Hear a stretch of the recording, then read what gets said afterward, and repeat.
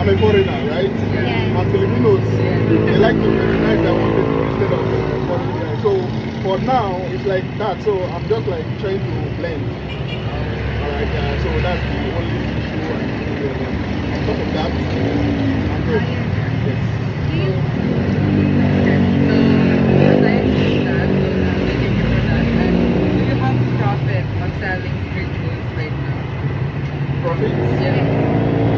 Okay, let's just say the bad days, no. But the good days, if the product is finished, at least you have your time. Per day, how much do you make? Just per day.